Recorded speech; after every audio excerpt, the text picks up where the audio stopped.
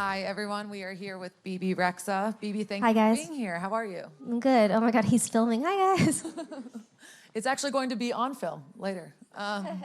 So you grew up actually not super far from here. Do you love when press trips bring you back? Do you get to go back to your old neighborhood? Do you get to sort of explore? I mean, I love being back in New York City. I love seeing my family and my dog. She's sleeping in my hotel room right now. Okay. But yeah, I love being back here. It's like amazing. I eat too much though. I walked into my dressing room. They're like, "We got you cupcakes from Melissa's." I was like, "I don't need these anymore." Great. Thank you so much. I've eaten enough for the whole year. So we've got tons of stuff going on that we can talk about. We've got a new single. You just got your first headlining tour. All Your Fault Part 2 is on the way. It's good to be busy. What are you sort of most excited about heading into summer with all of this stuff? I think I'm really excited to see how people react to the second part of the EP. It's a lot different from the first. Maybe we can talk about that a little bit. Oh, I okay, think yeah. it's so interesting to sort of see a part 1 and a part 2. I'm curious what you think about how they either talk to each other or what gaps they fill in each other. I think the first one is based off of like more, it's all your fault. It's Right. AYF is all your fault. And it's kind of based off of like when I first moved to LA from New York City, I wasn't used to it. And I came from a very conservative, traditional Albanian family, and I was very like sheltered. So here I am thrown out to LA. Right. And, LA is a lot different from New York. Right. New York is, we say it to we say it how it is. We don't like something, you're gonna know. So when you go to LA and you're in the music business, it's the complete opposite. You gotta kind of become political and be careful what you say. So I went out there and I kind of every time I give my all to anything, people, relationships, music, it's like, I give everything. So I went out there, I had my heart broken, I had a best friend stabbed me in the back. I had a manager just kind of cold turkey leave me during my career, during the Nick Jonas tour. So I wrote All Your Fault Part 1 about the heartbreak. Sure. And being like, you have made me this bitter, upset person. And then after I made that half of the album, I started making the second part, and it's more carefree. And I was like, hold on, am I gonna allow myself to be victimized by the people that hurt me in the past? Right. And allow them to have this power over me? Or I could be like, yes, it's all your fault for making me stronger. And I'm a strong, independent woman and a bad bitch. Sorry, that was very long, but I want, it's really long. So this next part, all your fart, Everybody says that, by the way, and I like love it because I'm like, yeah, all your fart part 2. It's cool because this next part is different, and I was thinking, it still has elements of rhythmic and music, and I think it was also cooler because now this time around, like I really always wanted to work with 2 Chainz and like Wayne and this reggae artist Cranium, right. And he's really cool, and I have a song with 2 Chainz and Gucci Mane.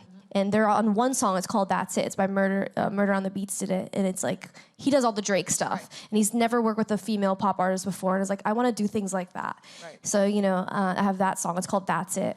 And then I have a song with Florida Georgia Line. Right, I was going to ask about that. It's a country record. Yes.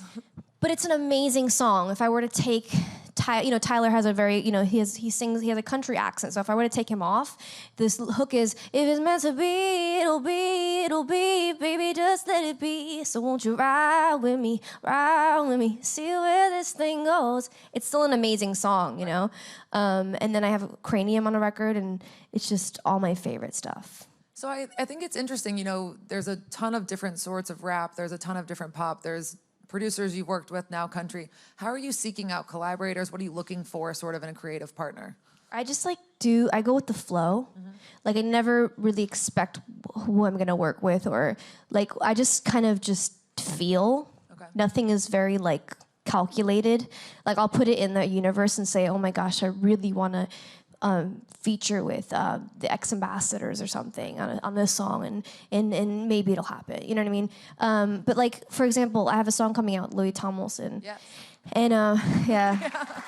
Yeah, that got a big reaction from a lot of people everywhere when that was announced. I knew of One Direction. I grew up in the NSYNC era. And like Backstreet Boys, Don't Kill Me.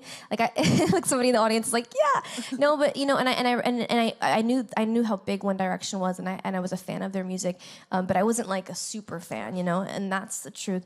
But when they sent the song over, I was kind of like, oh, I'm not sure I want to do so many features.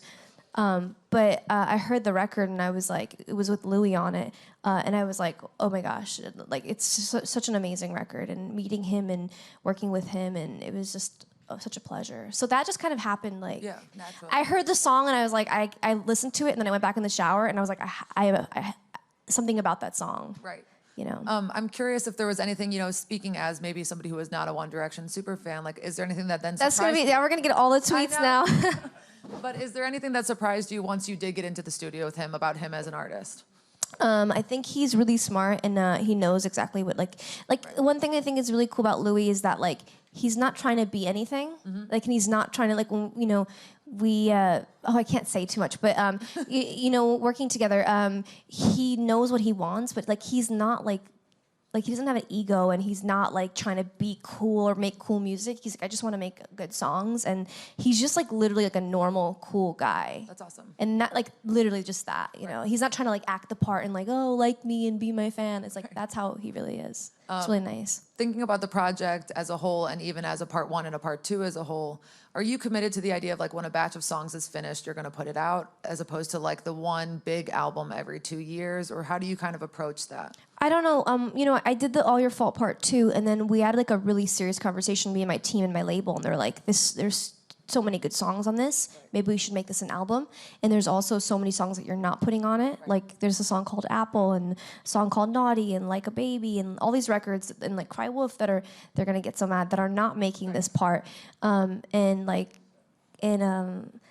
were like, well, we should make it an album. And I was like, I don't want to. It's too much pressure. Right. I'd rather just put like 6 or 7 songs out. It's like too nerve-wracking. I have like an issue, like finishing songs. Like it takes me 2 to 3 years, Like The Way I Are was like written 2 years ago, I guess, how do you know then when a song is finished? I don't think anything is ever finished. I think it's like surrendered. Okay. Because you can keep making this the lyric better or sing something better, or you could just be like, Right. You could sit in the mirror fixing your hair all day when you go out. Like you could be like this, or you could just be like, fuck it, this is what it is. It's time to go. Yeah. Like, it ain't getting, you know what I mean? Like my hair right now, like, that's it. I like that. I mean, Kanye West sort of introduced the idea of a living album when he put out The Life of Pablo. He went back and made changes that were changing, like updating in real time in your own Spotify. Is that something you're attracted to? I think everybody's kind of doing their own thing. Like Drake's doing the playlist thing. I'm just doing my parts. Because I'm a person, I'm like 6 songs, maybe 7, 5. Like, that's the way I can think. Like if I had to do an album, I would like freak out. Okay. But I probably will, but yeah. Or maybe I will just do there. parts forever. I'm going to go up to like part like until the day I die. I'm going to be All Your Fault part 20. Yeah. I'll probably change the title. I'm curious, thinking about all those songs that you even can reference that are not on this project. What is the guiding force of what made this? I think it's so weird, but it's like whatever I felt and like whatever happened naturally. I don't know. I was thinking today, I was like, dang, should I have put that one on there? Right. Oh no. Like I don't know. I just do and I hope it works. Like I don't know. I like that. Like I hope people like it, so we'll see. We've talked a lot about sort of your gut feeling, like when you were saying you had to do the Louis song because you were in the shower, you felt it. This is a lot about picking songs based on feeling. I guess when there's so much noise, we all have managers, everybody has like labels, everybody has a lot of opinions coming at them. How do you sort of figure that out? It's hard because I trust my management, but like it's hard because in the end of the day, for me, I came into the music business because it's music, but it's not called music. It's called music business. And there's a business aspect to it, and you have to make deadlines, and things have to get mixed and mastered, and splits have to be right. And it's hard sometimes. Sometimes I'm like, damn, like I just want to go back to Staten Island in my parents' basement and like make songs because it's like it gets really intense. But I'm like, you know what? It's really cool. Like when I get through that process, I just kind of like focus on like I try to remember why I'm here, and then like when I like am around fans or people, and it kind of makes all the bullshit and all the noise. I don't know if I'm allowed to curse on this show. I'm sorry. Totally. Yeah. It makes it all better. Then I'm like, okay. I like that. I guess I wonder even then, you toured after part 1, your first headlining tour. Was there a learning curve to being the headliner, the biggest name on the marquee, or was it like, I finally got here. I've been waiting for this. I think there's a lot of learning, and there's like a lot of, it's also like things I don't want to get into, like, people that you hire, like for example, I feel terrible. Like some of my VIP packages didn't get all sent out to my fans, and I'm like trying to clean that up. But like fans won't know that it was like the people that I might have hired that didn't handle it properly, and it's things like that that I'm learning. And I'm like, oh my gosh, I can't just write the song and go on stage. I have to like really like cater to my fans because they're like the clients in the end of the day, and I want them to be happy. And then if not, I will get tweeted a million times about how I didn't send them their VIP packages. I'm like, oh my God, I'm a terrible human. I'm like, tweet me right now if you didn't get it. That's that whole music business thing we're talking about. Yeah, I'm like learning that you have to like, be an adult. I'm like, I don't ever want to grow up. I like that. I guess I'm curious, are you thinking about, will there be another tour in support of part 2? What are you sort of looking at in terms of live dates down the line? I'm like rooting that right now. Yeah, like I'm working on a tour in the fall, but it's still like very still in the works, like very in the baby steps. But I'm working on that, and I'm excited for that. And hopefully it'll be a lot bigger and more. There's more production and more fun stuff. Cool. Longer and bigger, better, yeah. Everything. I want to switch subjects a little bit. We've mentioned Twitter a couple of times, but you have enormous social platforms and you're very interactive with your fans. And something really cool happened this week was sort of the Way I Are hashtag about body positivity. You had mentioned maybe feeling like less than your best, and everybody was then sending you their real shots of their body, how they like accept them. I guess what's it like to see a song sort of transform throughout a community? Well, when I first wrote that record, it was like I had dark black hair. I would wear black all the time. And I guess like, and I was like, this pale girl. And I guess they were like, she's emo gothic at the label. And I was like upset with that because I'm like, I can't figure out what kind of music to put out either. I'm like, I was trying to figure out my sound. And I wrote that record because I wasn't really being accepted for who I was, because I didn't look like a pop star or whatever it may be. And like, I think throughout my career it was always like, go to the gym, like, are you ready to get in boot camp shape? And this is the industry that we're in. It's the world that we live in. And I think, I just woke up that one morning, and I think everybody has ups and downs, and I'm like, I gained 10 pounds, and I was like, I weigh this much. I'm 150 pounds right now. I'm 5'6", yes. Like, and I'm supposed to be like what a pop star looks like.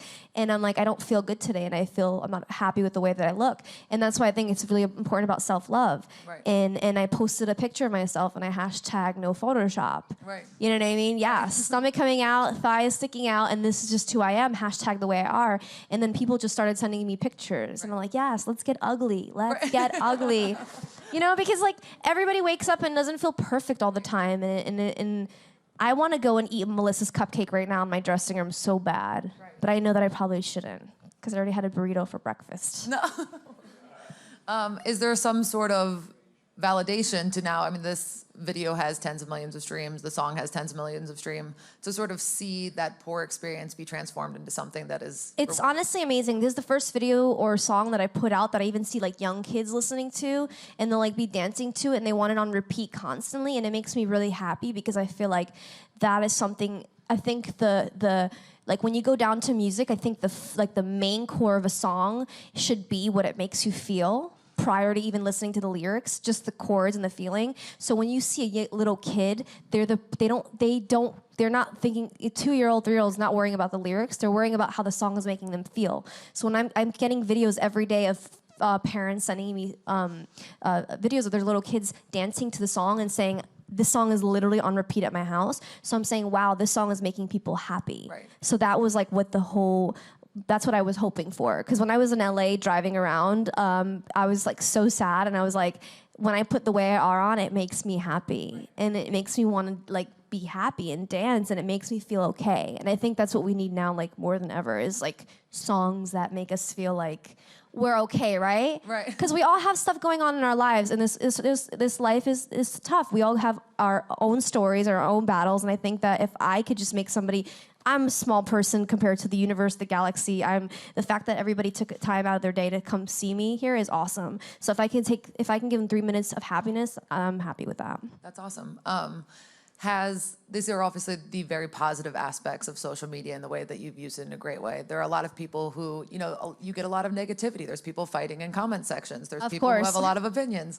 How do you sort of filter out a way to engage without sort of engaging with also the bad?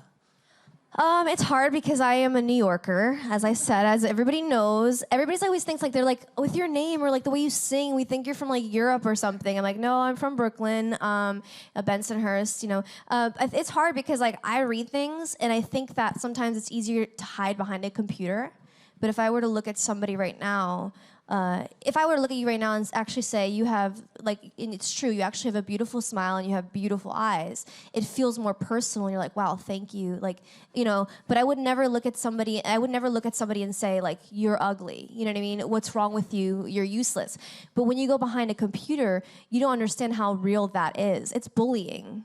That's bullying. So I tell people, I say, do not waste your time bullying. Don't be a bully. Don't, like, if you have so much hate, then you might as well go in your room and masturbate. Don't hate, masturbate, okay? You can clap for that because everybody does it, it's okay. There's no follow-up question to that, obviously, but we're going to take some audio. No, but I'm just saying, listen, there will always be haters and it's okay. Yeah. Nobody's perfect. You just live your life. You ain't gonna make everybody happy as long as you focus on yourself. And then if you feel like writing a hate comment, you go to Google and you just type whatever you... That's it. No, I'm just joking. Oh my God, my mom's gonna see this and yell at me. We're gonna take a few questions from the audience. There we go. Hi, Bebe. Oh, Hi, gosh, honey. my voice. So I'm a huge fan. I saw you twice on your headlining tour. You slayed my existence. So I cried when you sang "In the Name of Love" because it's my favorite song of yours. So I was wondering, can you tell us a little bit about how it was inspired and how the collaboration came to be? The honest thing about "In the Name of Love" is that it was written by Ruth Ann and Ilse Juber, and with Martin, and he sent me a demo. And the verses were in there, the hook was in there, but there was some things missing. And he was like, "What do you think of this demo?" And I said, "I love it." And I went in with my engineer, and I just knew it was special. We went in, we tweaked it, and I think the one thing that I loved about that record is I knew the story behind it, which I won't go into because it's not my story, so I feel like it's not my story to tell. But you can tell that it's about love and heartbreak. And I felt very connected to that story, and I had to do it. And working with Martin it was so cool. It was just like, he's so awesome. Is that it? Yeah. Hi.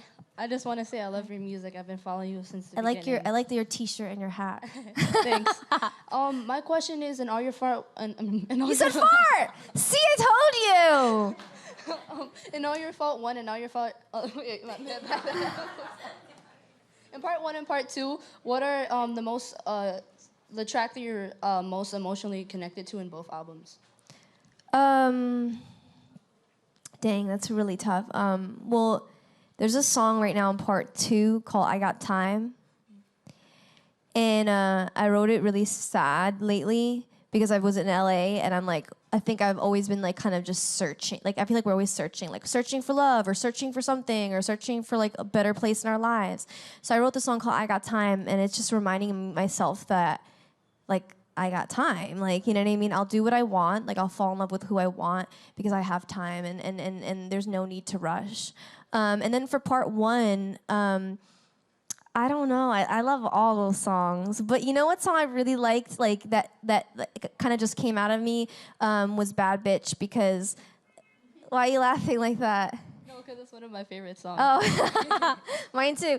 No, I like was mad because I like this guy, and then like I see all these guys, and they're always complaining like, "Oh, I can't find the right girl," and then like here I am, and like I think I'm a cool girl, but like you still don't like, you know what I mean? I still like talk to guys, and they don't like me, and I'm like I don't like, whatever, like you know what I mean? Like, is there something wrong with me? I mean, I'm probably whatever. But I was like, here I am, I'm a bad bitch. Like you don't like me, and then. I was like, oh, well, I'm going to write a song about you. But I liked it because it was, like, so real. And then also atmosphere was really important to me, too. That was the first song that I wrote out of the whole project. And that was, like, a really tough time to me. Like, I remember being in the studio and being, like, just crying on the mic and just singing it. It was like therapy. And then we've got one more question. Sorry, I feel like I'm talking so much today. Sorry, you guys. Hey, Bebe, I'm a recent fan. I was kind of led to you by Louis Tomlinson. So. You're going to ask something that I can't answer. Go ahead. No. Okay, good. I'm scared. I'm like, I don't want to say, I don't want to get in trouble. No, I was just not from Louis, from labels. That's fine. I was just wondering how writing solo differentiates from writing with other people, like just thought-provoking people like Louis Thomas and himself. I think that like when you write, it's like you could be a little bit more selfish and you can really say what you want to say. But when you collaborate with somebody else, you have to like sing in a different, you have to sing in a key that works for both of your voices, and then and then say something that you can both kind of relate to, and something you both believe in. I mean, at least for who I work with and who I am, I just feel like I have to be connected to the idea of the song and like what it's saying. And then you have to kind of also like the person a little bit, because then it will be a nightmare if you don't like them. But like for example, with the song with Louis Thomas and the Back to You song, it's like the key, like the key, where the song is and the key and everything it's really cool. Like our voices sound really, like when we do the harmonies together and the hook, it just sounds so amazing. Like we work so well together. It's really cool. That's awesome. You guys pre-order for All Your Fault Part 2. It's All Your tomorrow. Fault tomorrow. The pre-order is tomorrow. I'm excited about that. And Thank you for being here. And then Good Morning America tomorrow. Please make sure you watch that.